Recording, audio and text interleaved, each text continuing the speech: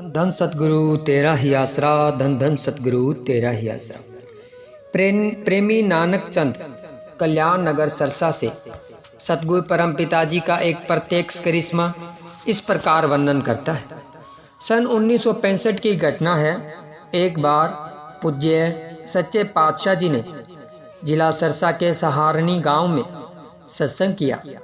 उन दिनों दयालु शहंशाह जी एक ही गांव में तीन सत्संग किया करते थे।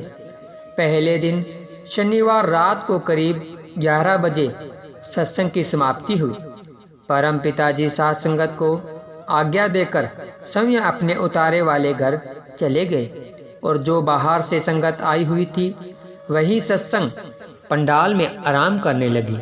थोड़े समय बाद ही अचानक किसी के रोने की आवाज आने लगी। उस आवाज में इतनी करुणा व इतना दर्द था कि सुनने वाला कोई भी प्राणी उनके दर्द को महसूस किए बिना न रह सका। सभी बेचैन थे तथा असलियत जानने के लिए उस स्थान की ओर पहुंच रहे थे। वह हृदय विदारक चीखों की आवाज रात्रि के सन्नाटे में सभी मनुष्य हृदयों को झंझोड़ रही थी। उस समय मैं भी वहीं मौजूद था। वास्तव में बात यह थी कि पति पत्नी अपने 9-10 वर्ष के पुत्र समेत वहां सत्संग में आए हुए थे। सतगुरु का ऐसा बाणा हुआ कि उनका वही लड़का अचानक ही चोला छोड़ गया। वे तीनों उस समय उसी पंडाल में आराम कर रहे थे, इसलिए वे दोनों अपने पुत्र के वियोग में बुरी तरह विलाप कर रहे थे। उनकी पत्नी उनके पति पत्नी के करुणा रुदन की आवाज रात के सन्नाटे को चीरती हुई दयालु दातार जी के उतारे से भी जा टकराई। हालांकि सत्संग पंडाल से उतारे वाला स्थान काफी दूर गांव में था, परंतु कुल मालिक तो घट घट तथा पट पट की सब जानता है। दयालु परम पिताजी ने तुरंत सत ब्रह्मचारी सेवादार लक्ष्मण दास को घटना स्थल पर भेजकर उसी समय पीड़ित परिवार को उतारे वाले घर बुलवा लिया।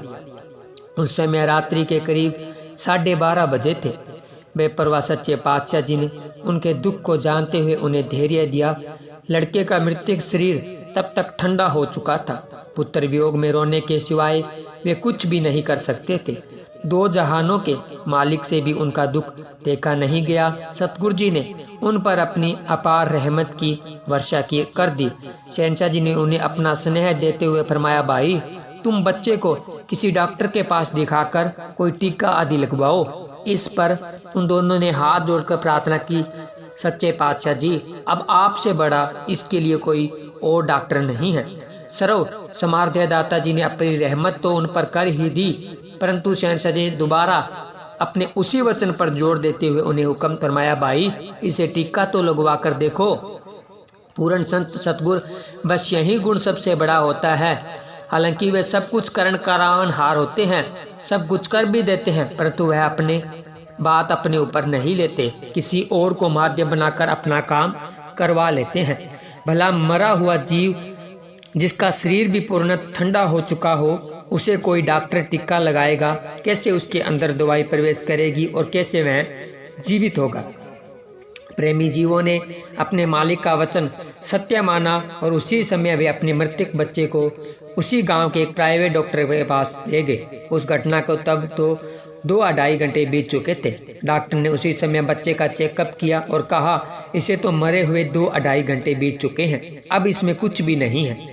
बच्चे के माँ बाप ने कहा, हमें अपने सतगुरु परम पिताजी के वचनों पर पूरा भरोसा है। उन्होंने डॉक्टर से प्रार्थना की, भले ही इस मरे हुए 2-2.5 घंटे हो चुके हैं, परंतु फिर भी आप इसे एक टिक्का लगा दे। डॉक्टर ने सोचा कि ये बेचारे अपने बच्चे के गम में बहुत घबराए हुए हैं, मरने वाला तो वापस नहीं आ सकता, ऐसा ना हो कि कहीं इन्हें भी कुछ हो जाए। इसलिए उन दोनों का दिल रखने के लिए डॉक्टर ने एक सिरिंज में कोई दवा आदि भरकर मृतक बच्चे के टिक्का लगा दिया। डॉक्टर को तो नाम पढ़ना था, हो सकता है शायद उसने पानी का ही टिक्का लगाया हो। टिक्का लगते ही बच्चे के शरीर में हरकत आ गई और उसके श्वास चलने लगे। डॉक्टर स्वयं भी हैरान था कि यह कैसे संभव हुआ। उन्हें आशा की किरण नजर आने लगी कि हमारा बच्चा अब जीवित हो जाएगा। बच्चे की मां ने अपने सतगुरु का नारा लगाते हुए उसके मुंह में 1-2 चम्मच पानी डाल दिया। पानी जो ही बच्चे के अंदर गया तो उसने धीरे धीरे अपनी आंखें खोल ली। धन धन सतगुरु तेरा ही आसरा का नारा लगाते हुए कहने लगा, मम्मी हम कहाँ हैं? पिताजी कहाँ गए? अब तो पिताजी यहाँ पर मेरे पास बैठे थे, अचानक कहाँ चले गए? यह दृश्य देखकर वे सभी लोग मालिक परम पिताजी का लाख लाख धन्यवाद करने लगे, क्योंकि सब कुछ उनकी आंखों के सामने ही तो हुआ था। डॉक्टर संजय भी हैरान था, परंतु जब उसने कुल मालिक परम पिता शाह सतनाम सिंह जी महाराज की रहमत का दृश्यांत समय अपनी आंखों से देखा तो वह भी धन्य धन्य कह उठा। उसने भी अगले दिन सत्संग में पहुंचकर नामदान प्राप्त कर लिया। यह खबर तुरंत सारे पंडाल में पहुंच गई कि फलां बच्चा जो अभी 2-2.5 घंटे पहले मर गया था, परम पिताजी के वचनों से जीवित हो गया।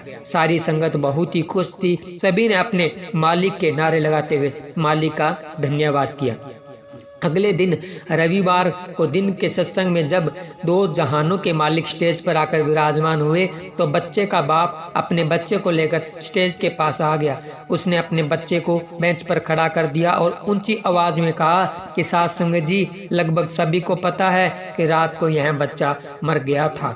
हमारा दुख किसी से भी देखा नहीं जा सका, परंतु परम पिताजी ने समय हम दुखी जीवों को अपने पास बुलाकर धैर्य दिया और अपनी रहमत के द्वारा इस बच्चे को नया जीवन बख्श दिया। यह सब कुछ आप सबने अपने आंखों के सामने हुआ है। टीका लगवाने का तो केवल बहाना मात्र था। आप भी जानते हैं कि इतनी देर से मरे हुए किसी जीव प्राणी को टीका कैसे लग सकता है। अपने आप को छुपाने के लिए शहंशाह जी ने डॉक्टर व टीके का नाम लिया है। दया के भंडार सर्व समर्ध्य परम पिताजी ने फरमाया, भाई हमने तो कुछ भी नहीं किया, बेचारे डॉक्टर ने टिक्का लगाया जिससे इनका बच्चा जीवित हो गया। हमारा तो भाई वैसे ही नाम लेते हैं। जो कुछ भी किया है बेपरवाह मस्ताना जी ने किया है। बेपरवाह जी ने इन दुखी प्रेमियों की पुकार को सुनकर अपनी रहमत द्वारा बच्चे को दोबारा जीवन दान बख्श दिया है।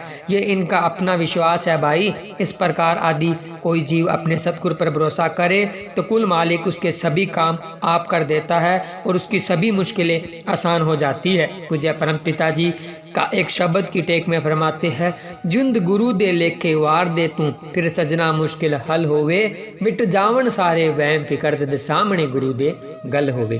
तन तन सतगुरु तेरा ही आसरा। प्यारे सतगुरु जी की प्यारी साध संगत जी, बहुत ही जबरदस्त रूहानियत से भरा हुआ करिश्मा आप सभी को हमने सुनाया। तो इस तरह से ही हम सबका सतगुरु के ऊपर दृढ़ विश्वास होना चाहिए। तो आप जी को ये रूहानियत से भरा हुआ करिश्मा कैसा लगा आप सभी हमें जरूर बताएं।